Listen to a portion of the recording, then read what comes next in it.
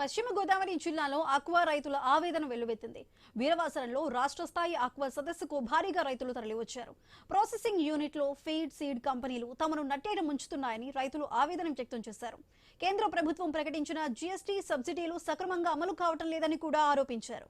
ఇటీవల అంతర్జాతీయ పరిణామాలను సాకుగా చూపిస్తూ రొయ్య ధరలను కృత్రిమంగా తగ్గిస్తున్నారని రైతులు మండిపడ్డారు.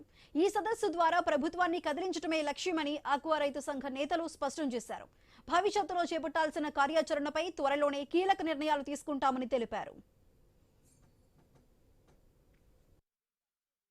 మన పశ్చిమ గోదావరి, కృష్ణా, తూర్పు గోదావరి జిల్లా ఆక్వా రైతులు వేలాదిగా ఈ సమావేశానికి హాజరయ్యి వీరవాసరం తులసి కళ్యాణ మండపంలో ఈ సమావేశంలో రైతుల సమస్యల్ని పరిష్కరించుకోవడానికి ఇటు ఏదైతే సిండికేట్గా ఏర్పడి రొయ్య ఎక్స్పోర్టర్లు అలాగే ఫీడ్ మిల్లర్స్ ఆ వ్యవస్థని ఎలాగైతే ఎదుర్కోవాలి, ప్రభుత్వం ద్వారా ఏ విధమైనటువంటి చర్యలు తీసుకోవాలి, అలాగే విద్యుత్ సబ్సిడీ కూడా వెంటనే అమలు చేయడానికి ఈ ఆక్వా రైతుల సమస్యలన్నీ కూడా తక్షణమే పరిష్కార దిశగా ఈరోజు అందరం కూడా సమావేశానికి హాజరవుతారు.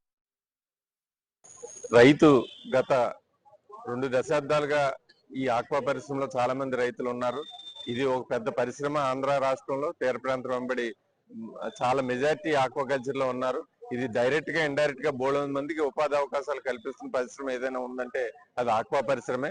అటువంటి పరిశ్రమ ఏ ప్రభుత్వం వచ్చినా నిర్లక్ష్యానికి గురి అవుతుంది. మాకు లభించే బెనిఫిట్ ఏంటంటే ఒక కరెంట్ సబ్సిడీ, మిగతా అన్ని కూడా ఏదైనా రైతు తన స్వయం సమృద్ధిగా సాధించుకున్నాడు తప్ప ప్రభుత్వాల సహకారాలు తక్కువగా ఉంది. దీన్ని ప్రభుత్వం దృష్టి తీసుకెళ్ళటానికి ఈ రోజుని మేము పెద్ద ఎత్తున సమావేశం ఏర్పాటు చేయడం జరిగింది.